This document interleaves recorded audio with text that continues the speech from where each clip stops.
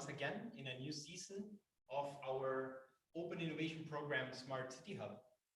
And today, after a few months, we started our new season of the Hub with new partners, with new topics, and with an exciting program ahead for the next 10 months. So welcome everyone, super happy to get started today. And today we have an evening full of inspiring talks from different speakers. We are talking with people from different sectors, from corporates, from startups, and we will also get a first impression on our teams from the Future City Incubator, the second batch. So super happy about this day. And other than that, I wanted to say thank you to all of the speakers today, first of all. Also to our amazing partners of the batch of the Smart City Hub. And at the same time, I also want to say thank you to my amazing team, which is behind the cameras and coordinating everything today. So having said that, I can present myself. I'm Thomas Eichhorn, Senior Program Manager at BIA, Berlin Innovation Agency. And today we are getting started with our company. So we started BIA with the mission of creating better organizations. And that's what we try to do. We are an independent agency in Berlin, and we are creating entrepreneurial programs for both established companies and also for startups. And what we do is we design trainings and innovation programs for established companies in Germany and abroad. So basically our pillars are what we do as an agency and our B2B services, basically for transformation programs and change programs. And also for our academy programs that we create, basically on our signature program, New Work Masterclass. It's a digital program with a cohort where we teach all the important knowledge about new work. Other than that, we create innovation programs around the topic of smart city and other sectors. And this, we do it combining two ecosystem building activities that we create. The first one is the Smart City Hub for corporate partners, and the other one is the Future City Incubator for startup companies.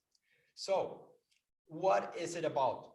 We are talking today about the Smart City Hub, which is an initiative that we started with the ambition of getting together all the key players of the smart city ecosystem. That means we are connecting startups with corporates, with city stakeholders, and with citizens to give a 360-degree analysis and view of the ecosystem. And we created this platform for cross-sector learning, cross-sector innovation, but also collaboration between all these stakeholders. How we do this? We have recurring public events that we run on the topic of urban innovation, and also specialized ideation workshops. This is a multi-stakeholder event where we invite the key players of each one of these sectors to talk about the future of the cities and to try to resolve some challenges and problems that the cities are facing right now. Other than that, we create open innovation programs. That means we are connecting established companies with new startups and technology firms to create pilot projects and also tailored initiatives within our innovation hub. So we are extremely happy about the cohort that we are running right now. This is the new season of the Smart City Hub. We are welcoming all of our new partners. This is Vattenfall, which is one of the pioneers, power companies in the world. We are also working together with BIM, Berlin Immobilien Management, which is a property company here in Berlin managing more than 5,000 state-owned buildings and properties. We are also collaborating with Airbnb, which is an online marketplace, multinational, and creating great innovations and sustainability solutions there as well. We are also working together with Fujitsu this season, once again, our partner, which is a full-service IT company from Japan. We are also collaborating with Degebo, which is also a big player in the smart city ecosystem here in Berlin on the property sector, and also collaborating with Concise Software, our tech and software partner, and with BRL, which is our tax and legal partner in the Smart City Hub. And also a big thank you and welcome to our city stakeholder, which is Berlin Partner für Wirtschaft und Betriebe. So having said that, the Smart City Hub is only possible because of the support of these amazing partners that we have. And to close the bridge from the corporate partners that we have, and the other part is the startups, right? That's what we aim to do in the Smart City Hub, and in our programs, we try to bring together the two different players. And that's why we started our Future City Incubator, which is our startup program. It's a startup accelerator, pre-seed, focusing on the topic of smart city, mobility, health, and utilities. And our aim is to build the urban future together. This is a program backed by the European Social Funds and the City of Berlin. And we are just starting the second batch of the program with 9 amazing teams that are part of this, which are getting the knowledge, the contacts, and experience to get to the next level on the startup path. So that's the other part of the story. And today we are, as I said, combining the two sides, and we are bringing experts from the corporate side and also from the startup side. So I want to welcome our speakers today. We have Kristjan Maalt. He's a co-founder of Keep Systems, one of the startups from the Future City Incubator. We have Henrikh Etzenmuller. She is industry executive for sustainable cities at Microsoft Germany. And we're also welcoming Brenssell, who is the co-founder of Loop Technologies. And today, I'm super happy and motivated to start the season with this relevant players of the smart city scene. So before we go next, I would say we can already welcome our first speaker, Henrike Etzelmüller. She, as I said, is industry executive for sustainable cities at Microsoft Germany.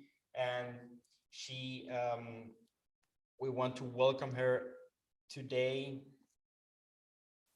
Henrike, can you hear me? Yes, perfectly. Great. So, yeah, Henrike, welcome. Thank you very much for being here tonight. And I would say the stage is all yours. Perfect. Thanks for having me. Hi, everybody from Munich. It's where I'm based at the moment. They gave me 15 minutes and I want to share some thoughts, some insights with you that keep me going every day. And I hope it's going to be informative and also short. And I kick it off by sharing my screen. And Thomas, if you can tell me if everything's displayed fine, Yes, we can see you. Can you see? Oh yeah, hold on. So can you see my screen? Yes, we do. Okay, perfect. So I brought a couple of slides, of course, just to share you some things and thoughts that are in my head. And I thought I'd tailor it around the mission statement I gave myself, actually, in being an industry executive for sustainable cities and regions. We look at it as a whole. And the mission or the vision I gave myself is designing, improving the impact of technology for sustainable futures. And why this is important, what we can already do, and how we can move even faster forward is what I want to share with you today. So when we look about sustainability, it's almost a term that's as broad as talking about smart cities. So I want to frame a little bit how I look at it and what is my anchor in that area. So when I think about sustainability, I always take the Sustainable Development Goals as the anchor when it comes to structuring the topic.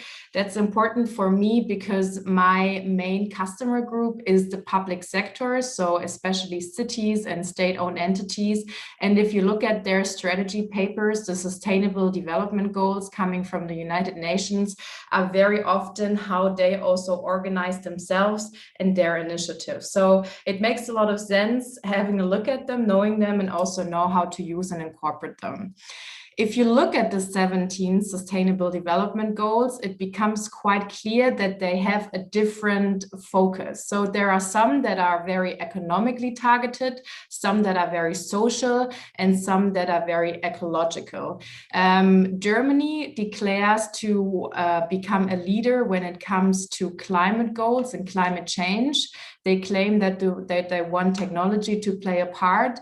And also Microsoft, the company I work from, says that ecological sustainability is sort of a priority for us to prove what tech can do, but also because it's sometimes hard to tangle, but it's there, and we need to strengthen it up to also have the base for future social and economic growth. So this is how I tailor or start my messaging. So what I will talk about today mainly is an ecological point of view to use cases and sustainability, but of course we also have to ask our questions always, is it economical, and also where's the social impact? So as I said, I would like to run through you why sustainability is important, what we already do when it comes to use cases, and how we can take the step further and accelerate the journey.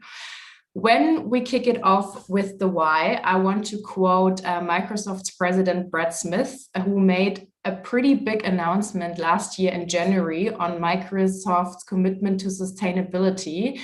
And he introduced it with the statement that whenever we take on a new and complex societal issue, we try to ground our decisions on science and math. And if you look at climate change, you need science and math, but I think you just need to watch the news or look outside the window and you see that the world is changing in all its facets. The Earth temperature rises. I think we can all say we felt that in the months of March and April. We see extreme weather changes. Look at the US, who's been facing this a couple of years in a row now. We see rising sea levels, and we also see droughts and food shortages that have an impact on a lot of people. And even though we're in Europe or in Germany are not facing all of those pillars, we can see there's something coming, and we can also see a correlation between our doings and those impacts. And this is the thing where maths and science kick in, and then research background that I want to show now, where you can see that in the last centuries, the CO2 emissions have always steadily grown, especially since the 1950s, which is displayed here. You can also see that the use of energy has increased. And of course, you see that the GDP worldwide, so the economic growth is going higher and higher and higher. And the question we're now facing is, because the economy will probably continue growing. How can we reduce energy? How can we reduce emissions? And where should we start? So this is the what. What role is tech playing in those questions? And I want to focus on use cases circulating around the two main drivers for energy use and for emissions, which is mobility and buildings.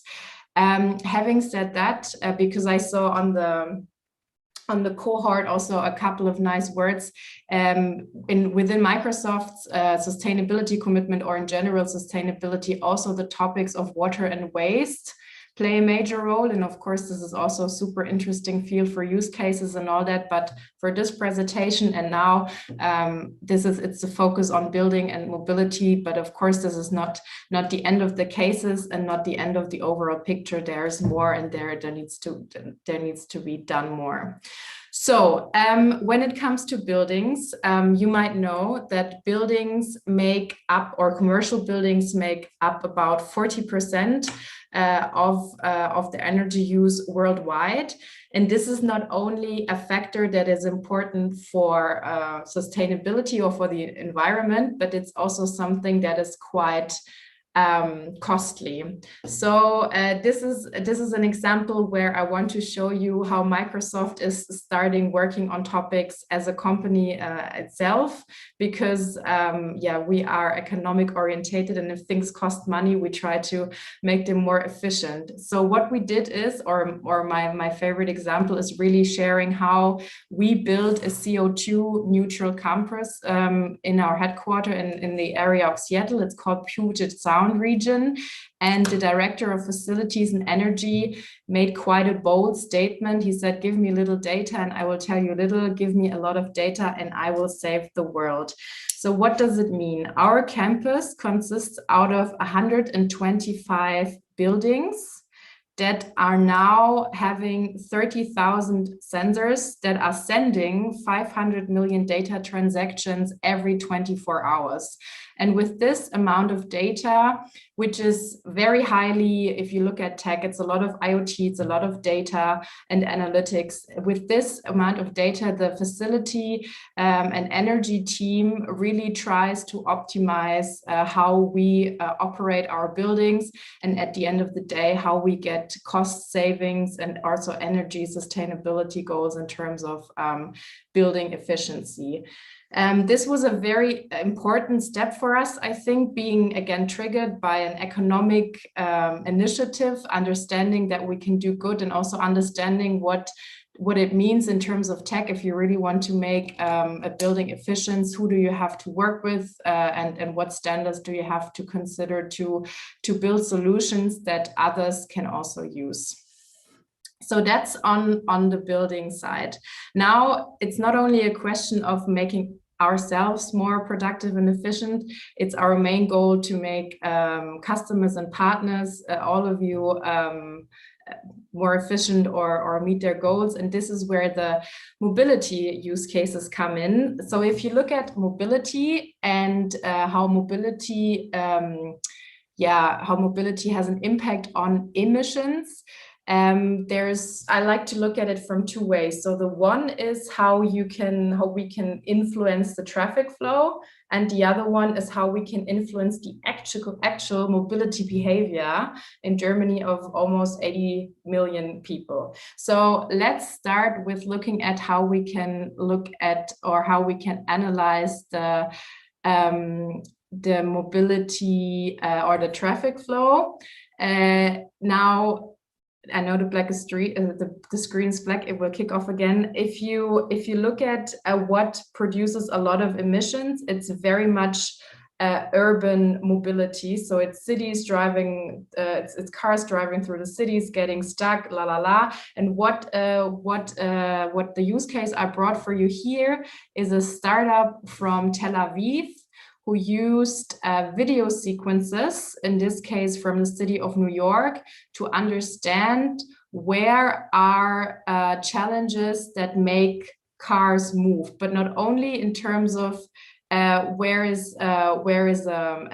should be a traffic light, or where is an inefficient intersection, but also what you will see in a second is so-called obstacles. So bicycles running on streets they shouldn't be running, or in directions they shouldn't be running. So this analysis of the traffic with the use again of data and artificial intelligence when it comes to the whole analysis of the video material is not only used to make the traffic flow smoother, but it can also be used to make a city more safe, more convenient, whatever you want to ask the video footage. So that is one example, again, where tech is used to just let a car run through a city for a day or so, and then see, okay, if we want to take initiatives, what do we want to achieve? What's the goal? And what should then be the first streets we close? We introduce a cycling lane, we introduce a traffic light, etc., etc. So it's this example is just about how we can have a better understanding of the situation or the problem before we start taking decisions, and that on a data-driven basis. So the third and last example I brought, or use case, is in my eyes the ultimate challenge of changing mobility behavior. If you look at the topic of mobility, because you can force it by closing streets or putting speed limits up, but you can also think of finding ways to make it fun to change a mobility behavior. And this example I brought with you is from a young startup we're working with in Germany, and they thought about how making a mobility as a service offer so much fun that you just really want to use it. So what's behind it? What they did is, and this is using Yelby, for example, in Berlin, or other apps in other cities. This brings in the idea of gamification and incentivization coupled with the Sustainable Development Goals. So the idea behind this is that there are certain actions that you are offered to change your behavior. For example, if you take a city bike, like a rental bike, not sure what they're called in Berlin, and you take it on a ride for 10 hours, you get a €5 cashback. At the same time, you learn what sustainable development goals you impact with that behavior, and you get a ranking. Now, this is just one example. I think the ideas or the imaginations are up the sky if you look at this. You could, for example, get a free soft drink if you go to a soccer game by public transport, I don't know. You go ahead and think about it. But there's all sorts of gamification ideas you can have, and also there's all sorts of services you can introduce to such a platform. It doesn't only have to be mobility services. It could also be social services or all kinds of things that come together. Now, the magic is, or where tech plays a role, is that this is really the idea of building a citizen service as a one-stop shop that integrates on a platform all services that are already there, uniting them, and then giving the citizen an offer that they want to use and that they change their behavior with. And what I think is really interesting about it is that, of course, not only the citizen is incentivized to change behavior, but by trying out different activities and motions, the city can also learn how their citizens act. So is it more a green city, or is it more a social city, or is it, I don't know, a business city? So you can kind of get a real life sustainability DNA if you look at the big picture again. And I think this is really something that at least triggered my thoughts to think it further.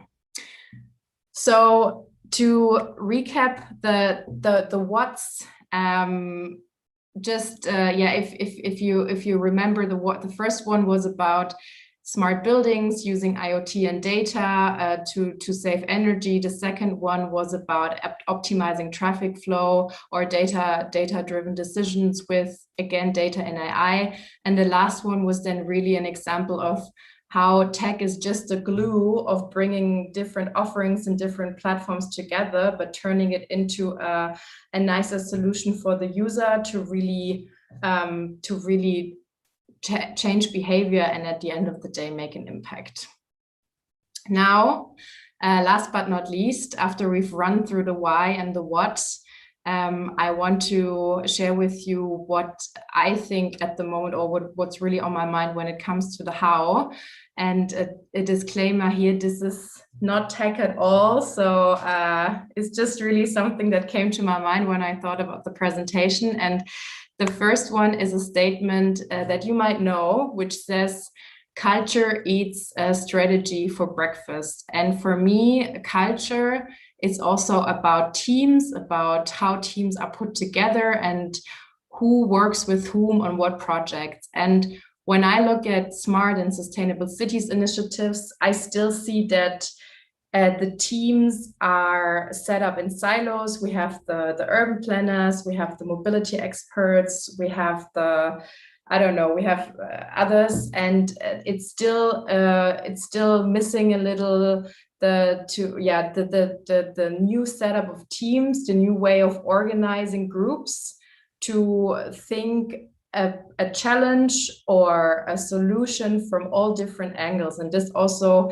includes the tech angle, but again, also infrastructure angles, sociological angles. And this is something that I just want to give to you as a thought when you think of how we can address the challenges. And I asked myself the question, what was a really good team, and what was so special about it? And here comes a fact from my history.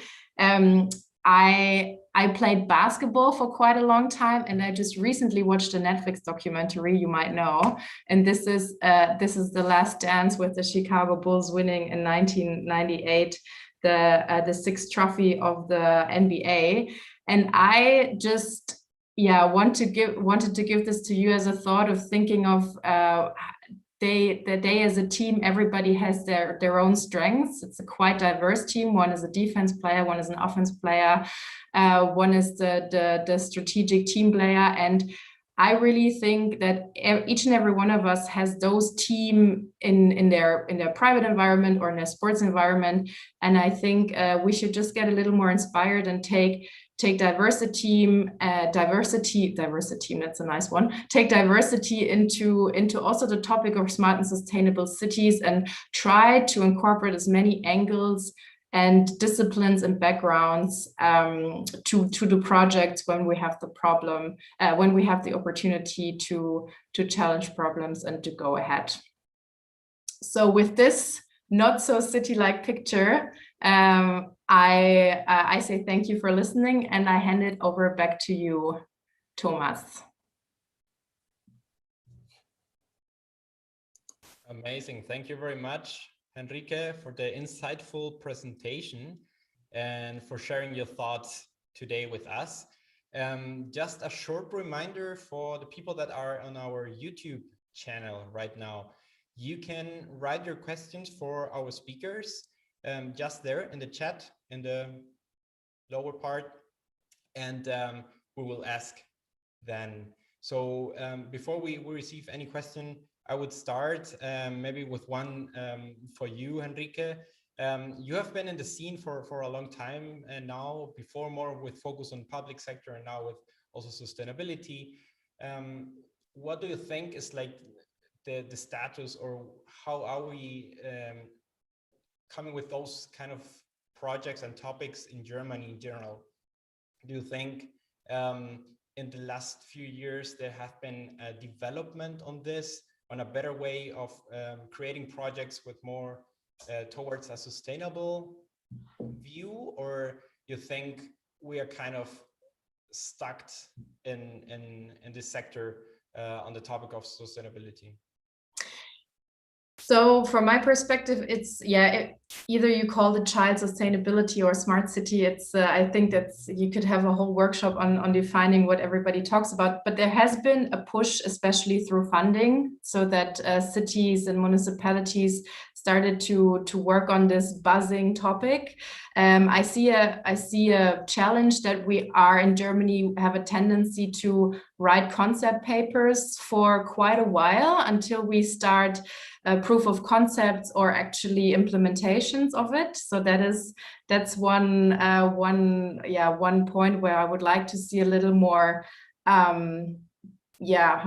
passion or like eagerness to get things going. And then the second thing that I see is that, and that's also how I frame things, I see projects happening, especially in the space of mobility and building, so more the environmental related topics, because for example, the topic of e-government, which also belongs to smart city, is again in another direction. And this at the end of the day raises the questions of, when you look at the citizen, can we give the citizen that one-stop shop offer for all citizen services, or is it always going to be different points of contact and different initiatives that you have to pick and choose and go forward?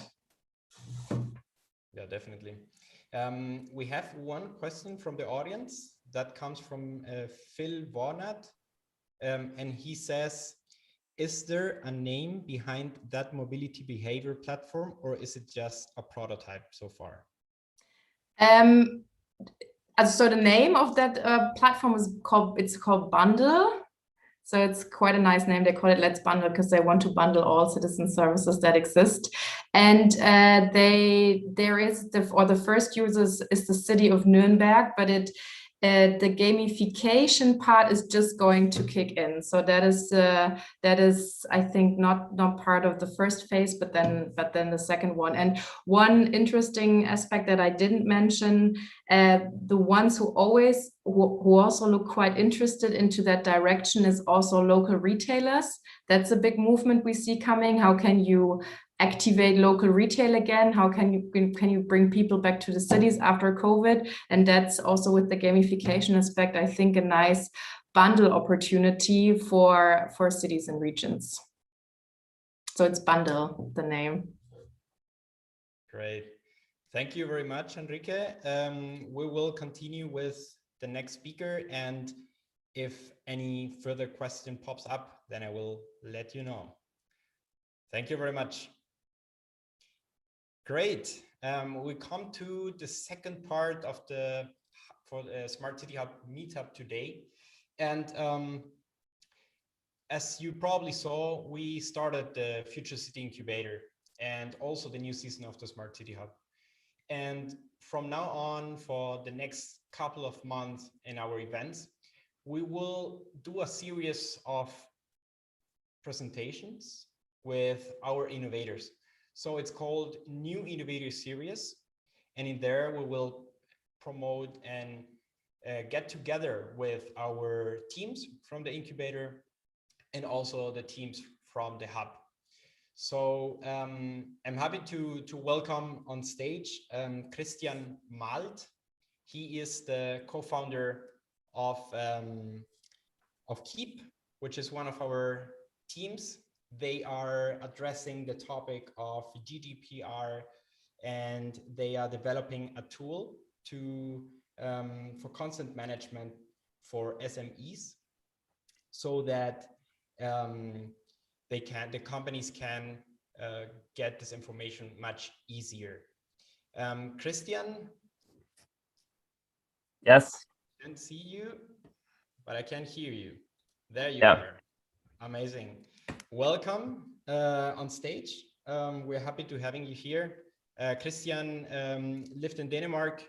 He's from Estonia, and he has been developing different tech companies and products in the last couple of years. And now he came to Berlin for our startup accelerator, where he's developing Keep systems.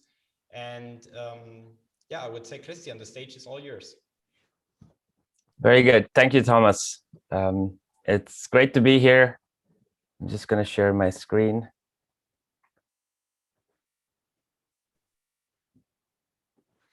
Yeah, can you see my screen? Yes. Okay, awesome. So you already gave me a really good introduction, so I'm not gonna spend much time on it. But yeah, hey everyone, my name is Kristjan. I'm the founder and CEO of Keep, and we're a data protection company that is developing customer data request tools through workflow automation, pretty much. And because of today's topic, which is smart cities and really building the ecosystem, I want to create a context for you guys so you can better understand how we can implement our technology on top of that. So when you think about the European data ecosystem, there's really three main pillars that the ecosystem is made of. You have the legal side, which is the policy and regulations. And these policy and regulations, they provide a framework. The most common one or the most known one is the GDPR.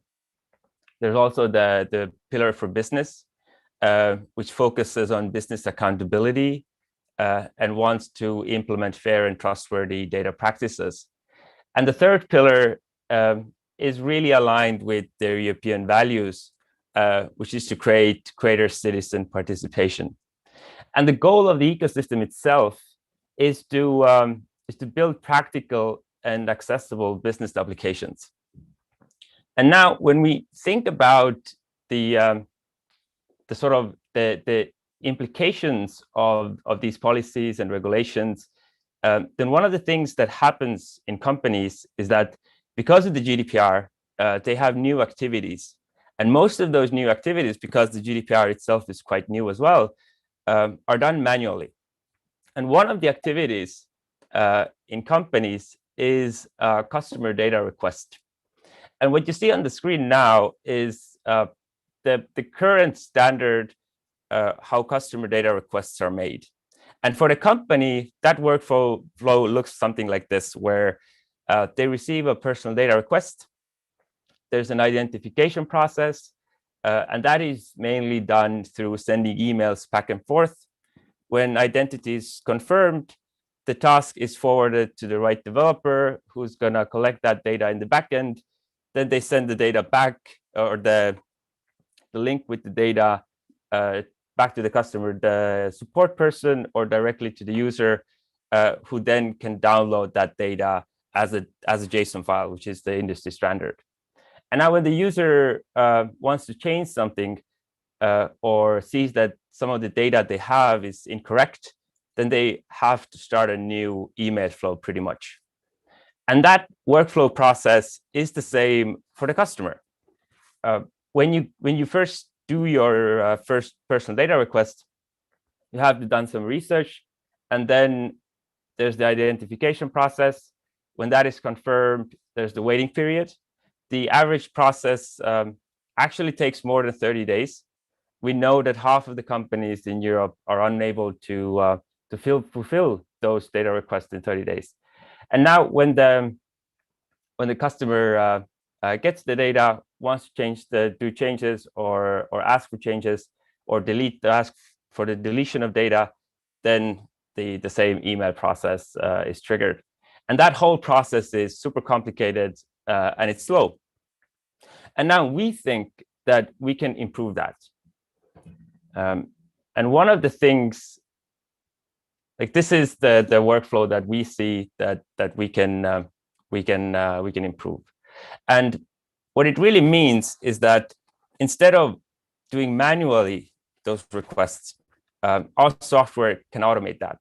And for the customer, that means that when you go to the company's webpage, you just pretty much press a button or a link, and then you receive, minutes later, you would receive your data.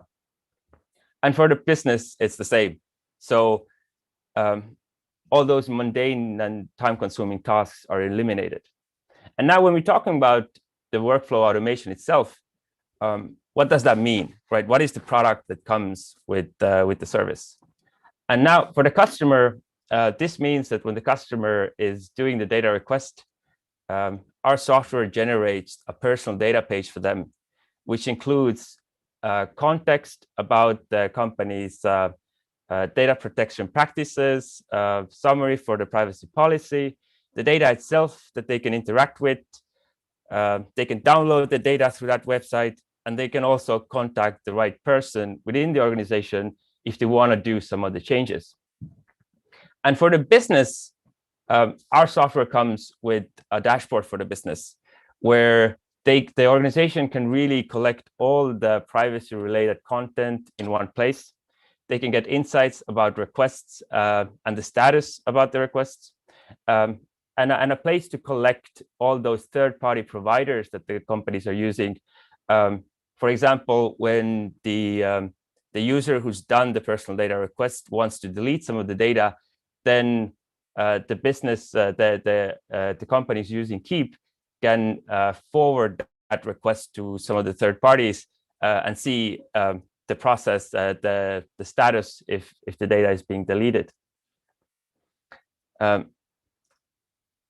And now if you think back to the previous slide, when I talked about the EU ecosystem, then the way we see Keep work is actually being a practical and accessible business application that works horizontally on top of that EU ecosystem and helps to implement those legal values, helps empower citizens, and helps businesses to actually work more efficiently and provide a better service to their customers.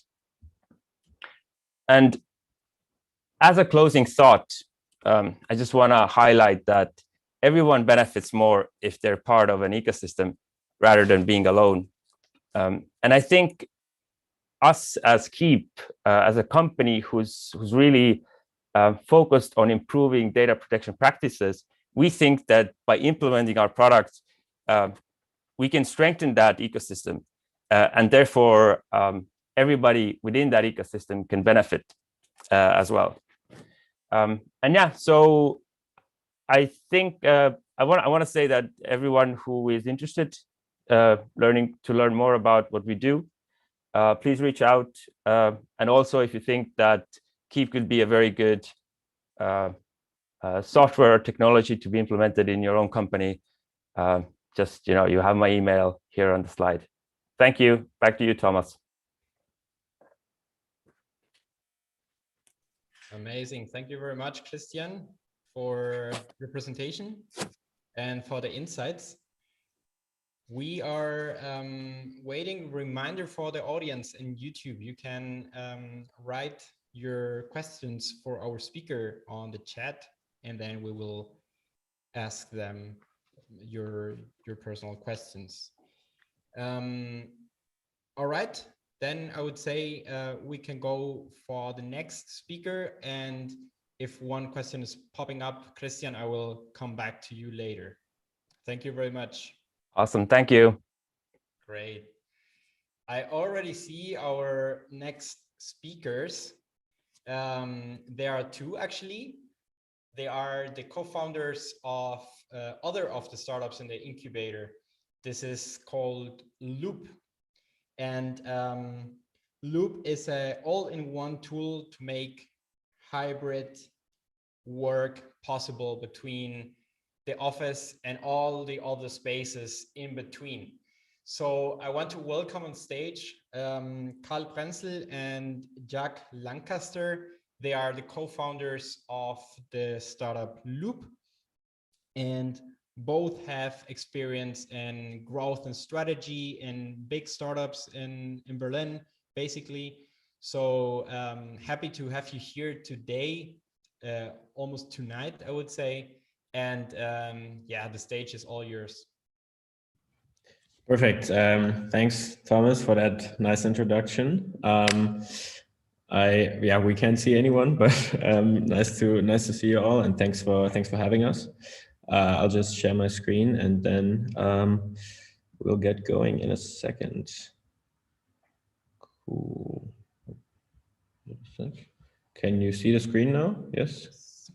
Yes. Okay. All good. Perfect. Then let's get going. Yeah. As Thomas has already introduced, we are building Loop to be the tool to make hybrid work in the home, the office, and everywhere between. And yeah, very excited to be part of this ecosystem with BIA and the Smart City Hub. So really, yeah, once again, I want to stress, I think it's very, very cool for us to be part of this this Future City Incubator, and we really feel like that our mission as part of this ecosystem is kind of ensuring that the future city will be a smart city. Of course, I mean, we all know that digitalization is happening, and even as a faster pace, at a faster pace than usually now, as it has been accelerated by some external forces. And we really feel that there are some new solutions needed to solve today's and then also the future challenges. Right, I think all of you have experienced this, that where we work has really changed forever. Just by the way of how we're getting together here, I think it's very obvious that these kind of, how do we work, how do we interact with people has just really been disrupted, and there's a lot that has changed. As we are focusing on offices and the workplace, we are kind of seeing that for sure there was this this setup that most of us I think had pre-corona, where you had one single location with all your colleagues, all your employees. Used to be a centralized office. Most of the people would come in every day, 9 to 5. You would have the chance to bump in and chat with people, maybe in the elevator, at the coffee machine, the cafeteria, or the ping pong table, if you're more on the startup world. And that, of course, has really been taken away. So we really see that the future is a very different one, where we have really distributed and hybrid locations as part of the local ecosystem, where people work from and spend most of their time. And really, due to COVID, the office has been extended into people's homes, and we can see already that companies are adopting a hybrid that is really here to stay. Very few companies that we've spoken to say everything is going to go back to normal. I think most companies are really looking at flexible setups where people can come into a type of office 2 to 3 days a week. And there we're really seeing a lot of changes happening with maybe one headquarter office that's getting more flexible and potentially smaller than some satellite offices or co-working spaces. And then, of course, people working from home and some people even fully working fully remotely. This, of course, then raises new challenges. And the main challenge there that we have identified and that we're looking at is this new challenge to organize and engage employees across these new workplaces. I think there probably a lot of you also have experienced this, that you're feeling increasingly disconnected from your company. You've probably not seen a lot of your coworkers in a lot of time, probably haven't exchanged ideas with people outside of your own team, which of course can be very challenging. And on top of that, there's just a whole need for new services that also work in this hybrid world. And so balancing effective remote work and then safe in-person collaboration once it's possible again and offices are reopening really requires new tools and processes. So we are really looking at this challenge to engage your employees and your colleagues in the new world that we have already entered. The big question there, of course, is why is this a problem that companies want to solve? We are very convinced that engagement is heavily linked to productivity and retention.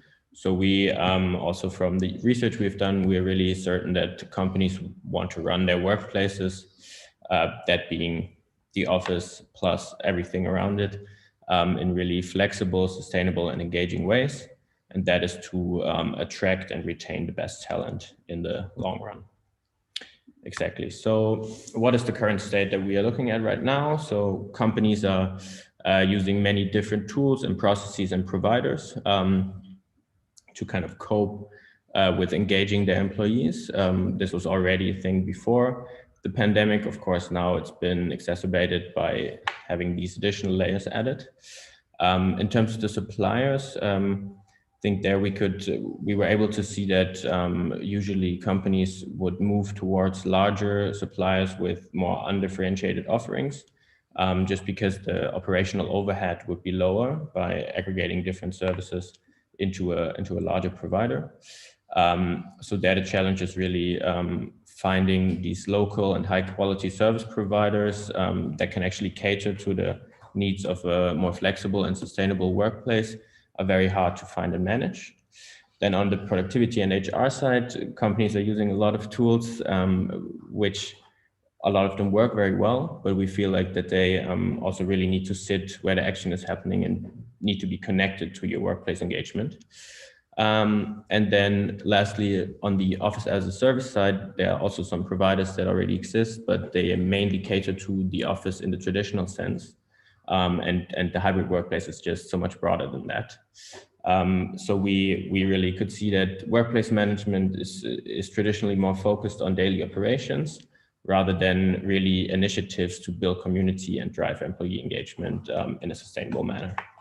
So that's where Loop then comes in and brings together these three sides and really bridges the gaps between them. And yeah, in the end, then Loop can act as a technology layer and allow for interactions with local service providers and really allows you to understand and act on your employees' needs. That's it from my side, and I'll hand over to Jack now. Cool, thanks, Carl. I'll give you a little overview now of Loop. And I think I can start by saying, you know, just to reiterate what Carl said at the beginning, Loop is an all-in-one tool to run hybrid workplaces in the home, the office, and everywhere in between. Exactly how that works. So what we've seen is that the average company is working with 10 or more providers for their workplaces every month. That can be cleaning, plants, drinks, snacks, whatever. But finding the right providers for your workplace takes time and it takes trust. You want to make sure that you go for a provider that can give you a good service and that works with your company size. Loop solves this problem with a marketplace of curated providers based on input from office managers so that we can be sure that these are the right providers for the right size of company and can give a great service experience. The second topic that Loop really concerns itself with is the management side of things. So having multiple invoices, contracts, point of contact makes working with lots of providers time consuming, it makes it complex.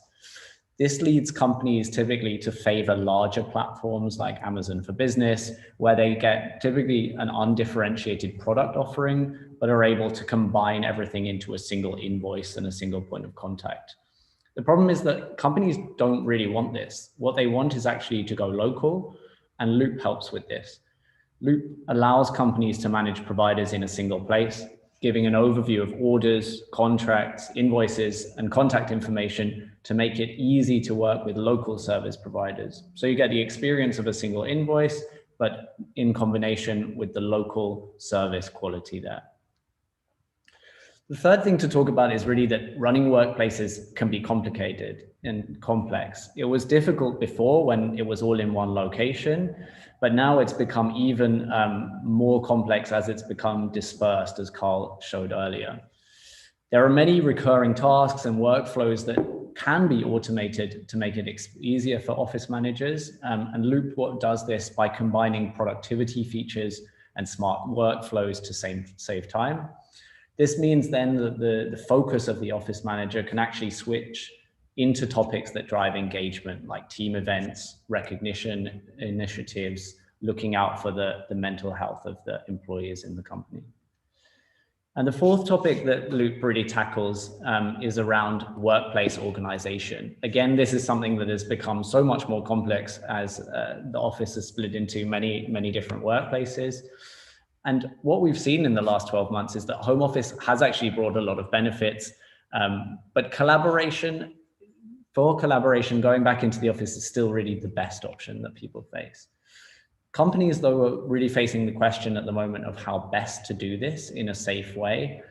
And this is where Loop comes in as well. So Loop steps in with tools like flexible desk booking, capacity management, to make sure that people can be in the office when they need to be, and that collaboration can happen in a safe and efficient way. What Loop also does is provide features like employee requests and workplace engagement surveys to then make sure that people have everything they need to be productive and engaged wherever they're working from. That could be sending a chair or a desk home. It could be making sure people have the right hardware. It can be making sure that people feel happy and engaged in their job. I've talked to you a little bit about the solution, but let's talk about the team behind it. So working on Loop, we have 6 people and a 7th joining us in the next couple of weeks. Max and I, that you can see up here, worked together for 3 years at N26 before founding Plant Club, which is our first startup, which we founded in 2019. We're also then lucky, obviously, to be joined by Carl, who brings experience from WeWork to give us a very relevant and well-rounded base as 3 founders across growth, product, and operations. Then we're also supported by Todd, Lily, and Natalie, who've joined the team already, and Tristan, who will be bringing his expertise next week.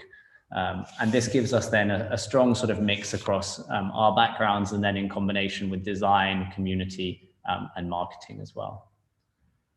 Now you've heard a little bit about Loop, and we'd love to connect with you if you're excited about these topics of employee engagement and the new working world. Yeah, let's reach out. Please reach out and let's chat. Thanks. Good. Thanks a lot, everyone. Thank you very much, Carl and Jack, for the presentation and for showcasing a bit what you are building right now at our Startup Accelerator. Before we go to questions from the audience, I would like to ask you, how do you think, or what is your forecast for the next couple of years on hybrid workplaces? Because this is obviously an urban topic. People are not only working from home or from the office right now, but also moving a lot to rural areas. Do you have some data or ideas or forecast how this could develop in the next couple of months? I think what's interesting there is also some projects that are more focused on corporates that we've spoken to that really try to build satellite offices around corporate headquarters to really make these commutes from more rural areas shorter and really create efficiencies there. We really think that in Berlin, of course, we've spoken to a lot of people who really want to create this hybrid setup of you can come into the office when you want to, you don't have to.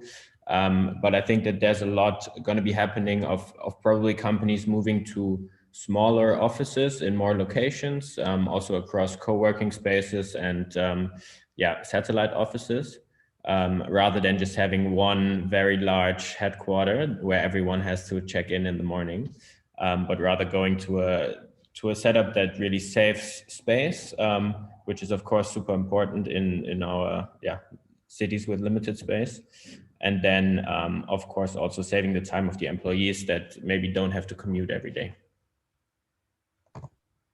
Good, thank you very much. I see we don't have any questions left. So from the team, thank you very much, Carl and Jack, for your presentation. And we will continue then on this side. So I think we can go to the last part of the day. As I said, thank you very much for the speakers to join us today and to share their experience with us. And I want to invite you all, especially startups, corporates, city stakeholders, and other relevant actors in the smart city field, not only in Berlin, but also in Germany and across Europe. This year, we are doing many activities around different topics in the urban innovation sector. And this is an invitation to you, if you are interested in participating in this, in collaborating with different stakeholders in the ecosystem, you can just come to us. We are growing our urban innovation community. We have already more than 35 companies within our hub, and we are looking for new partners to join us and to make this cross-sector collaboration much more powerful for all the stakeholders and actors within it. So having said that, I want to also invite you to our next 2 events that we are creating around the topic of the urban innovation. And this is the first one Die 15 Minuten Stadt. This is the 15-minute city, is a new term developed by Carlos Moreno in the city of Paris. And we will be talking about that and how to create new solutions around that topic. That's in German. It's invite only. So if you are interested in participating in that, just write an email to office@bia.team or just write us in our website, smart-city-hub.com. And the next event we are organizing is the Zukunft des Tourismus, the future of the tourism industry in the city of Berlin. That's in June this year. So also if you are interested in that one, we will be publishing more information in the next couple of days. So once again, guys, thank you very much for attending this Smart City Hub webinar, the first one of the season. And we are much looking forward to everything that's coming in the next couple of months between our partners, our cities partners, our startups, and whole our Smart City Hub community around it. So take care. See you very soon. And thanks for watching. Bye-bye.